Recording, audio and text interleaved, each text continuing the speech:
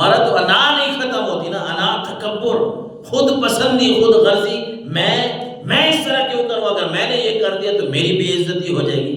وہی ہوتے کون ہے، میں کرتے کرتے قبر میں بندہ پہنچ جاتا ہے۔ اس میں کو چھوڑ کے کرنا کیا ہے؟ اللہ کے نبی صلی اللہ علیہ وسلم نے فرمایا تم میں، حدیث مبارکہ کا مفہوم ہے، تم میں کو چھوڑ دو، عاجزی انکساری والی زندگی کرو، معافی کو اپنا شعار بنا لو، اللہ تمہاری عزت میں اضافہ فرما دے گا۔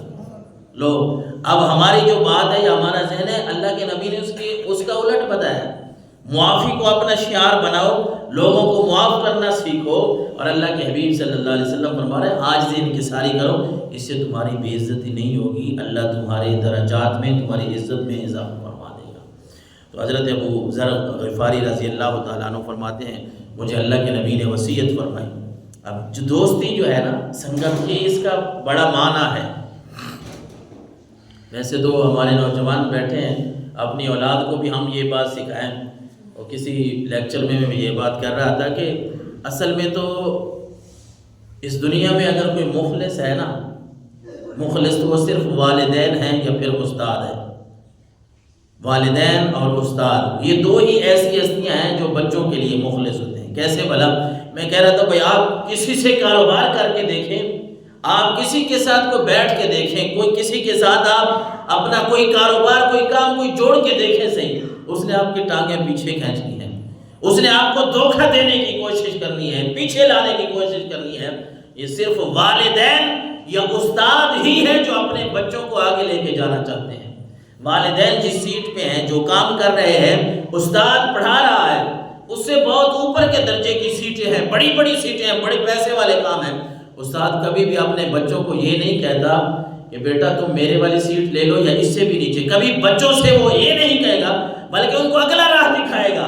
دنیا کی اگر بات کریں تو استاد پوچھ رہے ہوتے ہیں نا بیٹا آپ نے انجینئر بننا ہے، آپ نے ڈاکٹر بننا ہے، آپ نے پائلٹ بننا ہے، حالانکہ وہ تو خود استاد ہے، چند ہزار کے عوض وہ پڑھا رہا ہے، اس کو بدلے میں تھوڑے پیسے مل رہے ہیں، لیکن وہ چاہتا ہے کہ میں اگر استاد ہوں تو میرے بچے مجھ سے آگے نکل جائیں۔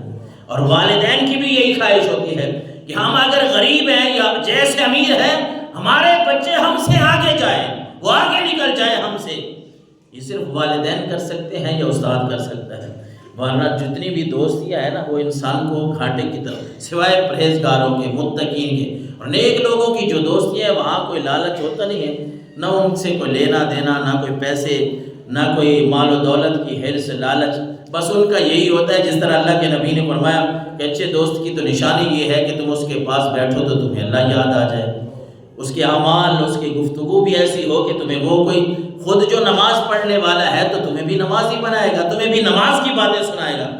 حضور صلی اللہ علیہ وسلم نے حضرت ابو ذر کو وصیت کی الجلیس الصالح خیر من الوحدہ والوحدۃ خیر من جلیس السوء۔ آپ نے فرمایا کہ ابو ذر میری بات سمجھ لے کہ اچھا دوست جو ہے نا وہ تنہائی سے بہتر ہے۔ اچھا دوست کلے رہنے سے، اکیلے رہنے سے، تنہائی سے اچھا دوست بہتر ہے۔ اور اگر کوئی اچھا دوست نہیں ملتا نا، ماحول خراب ہے، جس طرح ہمارا گلہ شکوہ ہے اور ہے بھی حقیقت کہ ماحول ٹھیک نہیں ہے، تو پھر کیا کرنا ہے؟ پھر رسول اللہ نے فرمایا والوحدۃ خیر من جلیس السوء، پھر برے دوستوں سے بہتر ہے کہ بندہ تنہا رہ جائے، اکیلا زندگی گزار لے۔ تو حضور صلی اللہ علیہ وسلم نے فرمایا ابو ذر پھر تنہائی بہتر ہے اگر دوست برے ہوں، تو دوست اچھے اگر ہوں تو پھر تو کیا بات ہے کہ اللہ کے نبی نے فرمایا المرء مع من احب، بندہ جس کے ساتھ محبت کرتا ہے اللہ اس کا ساتھ بھی اس کو نصیب فرمائے گا۔ حدیث میں ملتا ہے نا کہ یہاں دوست ہیں، مشرق اچھا حدیث رسول کا میں خلاصہ پڑھ رہا تھا تو حیران ہوا کہ اللہ کے نبی نے فرمایا دوستی سے مراد ہمارے والی دوستی نہیں، بھی ضرور لین دین کرنا ہے، محبت، پیار، اتفاق، اتحاد اللہ اور اس کے رسول کی رضا کے لیے۔ حضور نے فرمایا بھائی ایسے آدمی بھی دو آئیں گے ایک دوسرے سے اللہ کی رضا کے لیے محبت کرتے تھے، دوستی تھی۔ جس طرح بندہ یہاں سے چلا جاتا ہے حج کے لیے، عمرہ کے لیے، وہاں کون سی دوستیاں ہوتی ہیں؟ کوئی کسی سے تھوڑی بہت گپ شپ لگی، پھر نمبر آ جاتے ہیں، پھر کو تھوڑی بہت بات چیت کرتے رہتے ہیں، بس یہ ہے بندے کو پیار ہو جاتا ہے، بندہ کہتا ہے یار یہ میرا وہ دوست ہے جو اللہ کے گھر مجھے ملا تھا، رسول اللہ کے گھر مجھے ملا تھا۔ حضور صلی اللہ علیہ وسلم نے فرمایا کہ دو دوست ایسے ہیں کہ ایک مشرق میں اور ایک مغرب میں بیٹھا ہے، ایک مشرق میں اور ایک مغرب میں، دونوں ایک دوسرے سے اللہ کی رضا کے لیے محبت کرتے ہیں۔ رسول اللہ نے فرمایا کہ ہاں اتنے دور بیٹھے ہیں، اللہ جنت میں ان کو اکٹھا کر دے گا، جنت میں رب ان کو اکٹھا فرما دے گا۔ وہ حضرت عقبہ بن ابی معیط کے بارے میں ہے نا، حضرت موسیٰ علیہ السلام کی، آگے فرعون کی باتیں بھی ہمیں ملتی ہیں، حضرت موسیٰ کی۔ تو عقبہ بن ابی معیط جو تھا یہ مسلمان ہو گیا ایک دفعہ۔ یہ دوستی کے اوپر اثرات کیا پڑتے ہیں؟ صحبت سالے ترا سالے کنت، صحبت تالے ترا تالے کنت۔ اچھی دوستی انسان کو اچھا بنا دیتی ہے، برے لوگوں کے ساتھ اٹھنا بیٹھنا بندے کو برا بنا دیتا ہے۔ عقبہ ایسا آدمی ہے کہ یہ کافر ہے اور اس کا دوست ہے امیہ بن خلف۔ رسول اللہ نے اس کو کچھ باتیں سنائی، دل اس کا متاثر ہو گیا، اسلام کی طرف راغب ہو گیا، کلمہ بھی پڑھ لیا، مسلمان ہو گیا۔ لیکن جب دوست ملتا ہے، امیہ بن خلف وہ کافر تھا، بڑا سخت تھا، اس نے کہا اچھا تو نے کلمہ پڑھ لیا ہے، ہماری دوستی کہاں گئی، ہماری یہ سنگت کہاں گئی، تو نے کیوں میرے پوچھے بغیر کیوں پڑھ لیا؟ یعنی اس نے اتنی ناراضگی کا اظہار کیا اس امیہ بن خلف نے اس عقبہ بن ابی معیط پہ کہ بالآخر اس کو اسلام چھوڑنا پڑا، وہ اسلام چھوڑ کے پھر مرتد ہو گیا۔ تو دوستی کا بڑا گہرا اثر ہوتا ہے انسان کا، سنگت کا۔ اس لیے ہم نے اپنی اولاد کو، ہم خود بھی اور اپنی اولاد کو بھی اس طرف لے کے آنا ہے کہ اچھے لوگوں کو اگر ہم اپنائیں گے، اچھے لوگوں کے ساتھ بیٹھیں گے، الاخلاء یومئذ بعضهم لبعض عدو الا المتقین، اللہ کا قرآن کہہ رہا ہے کہ یہ دوستیاں کام اور نہیں، یعنی سارے دشمن ہی بن جائیں گے۔ دوستی اگر کام آئے گی تو وہ اللہ کے نیک بندوں کی کام آئے گی، متقین کی کام آئے گی۔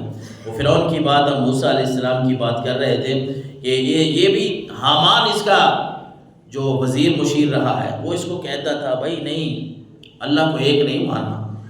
یہ فرعون جو تھا یہ بڑا، ویسے تو عقل کی اگر بات کریں تو بڑا تیز تھا اس کا، یہ باتیں پھر کرتا تھا اپنے وزیروں مشیروں سے، تو کہتا تھا کہ اللہ کو وحدہ لا شریک ماننا چاہیے۔ یہ زمین آسمان، یہ زمینیں دیکھو، یہ آسمانوں کو دیکھو، ان کا بنانے والا ہے تو صحیح۔ اور جو سنگی تھے، جو دوست تھے، وہ کہتے تھے آپ نے کلمہ پڑھ لیا، اللہ کو وحدہ لا شریک مان لیا، تو تیرے آگے کون جھکے گا؟ یہ اس کو اس چیز پہ لگا دیتے تھے۔ اور پھر اللہ تبارک و تعالیٰ نے قرآن مجید فرقان حمید میں فرمایا یا ویلتا لیتنی لم اتخذ فلانا خلیلا، سورہ فرقان کی آیت ہے۔ اللہ تبارک و تعالیٰ نے فرمایا وہ دن بھی آ جائے گا، پھر یہ حسرت کریں گے، ایسے لوگ حسرت کریں گے، ہائے کاش کہ فلاں کو کیوں دوست بنایا، ہائے کاش فلاں کے ساتھ کیوں بیٹھا تھا، اس نے تو مجھے برے راستے پہ لگا دیا، یہ تو خود برا تھا، اس نے مجھے بھی برا بنا دیا، ہائے کاش کہ میں اس کے ساتھ نہ بیٹھا ہوتا۔ لیکن اس وقت یہ چیزیں فائدہ نہیں دیں گی۔ ربنا الذی اعطى كل شيء خلقه ثم هدى، سورہ طٰہٰ میں اللہ تبارک و تعالیٰ نے فرمایا، حضرت موسیٰ نے جب فرعون کو دعوت دی، وہ کہہ رہا فمن ربک یا موسیٰ تمہارا رب کون ہے؟ حضرت موسیٰ نے عرض کی ربنا الذی اعطى كل شيء خلقه، ہمارا رب وہ ہے جو ہر چیز کو ہدایت عطا کرتا ہے، اس کو راستہ دکھاتا ہے۔ تجھے سمجھ نہیں آ رہی، لیکن وہ اس کے جو دوست تھے، وہ حامان اور دوسرے جو اس کے دوست تھے، وہ اس کو اسی بات پہ انہوں نے لگائی رکھا کہ نہیں، ایمان نہیں قبول کرنا، اللہ کو ایک نہیں ماننا، نہیں تو تیری حکومت چلی جائے گی، یہ تیری کرسی چلی جائے گی۔ تو دوستی کا اثر اس کے اوپر یہ ہوا کہ پھر ساری زندگی اسی طرح ہی گزار دی، پھر اللہ کا نافرمان اور اسی کفر میں مرا، اور آج تک وہ عبرت کا نشان بنا ہوا ہے۔ حضرت انس رضی اللہ تعالیٰ عنہ سے بخاری شریف کی ایک حدیث مبارکہ ہے، دوستی کا کتنا اثر ہوتا ہے اچھے لوگوں کا۔ 1356 نمبر ہے بخاری شریف کی حدیث مبارکہ۔ حضرت انس فرماتے ہیں کانا غلام یہودی یخدم النبی صلی اللہ علیہ وسلم، ایک یہودی لڑکا تھا، حضور کی خدمت کیا کرتا تھا، ہے یہودی لیکن حضور کی خدمت کیا کرتا تھا، آپ سے پیار کرتا تھا۔ اب سنگت کا کیا اثر ہوتا ہے، موت کا وقت آ گیا، جوانی میں ہی جانے لگا، تو کہنے لگا اپنے باپ کو کہ بس ابا جی ایک میرے اوپر احسان کریں، وہ جا کے محمد کو بلا لائے۔ جب آپ صلی اللہ علیہ وسلم تشریف لائے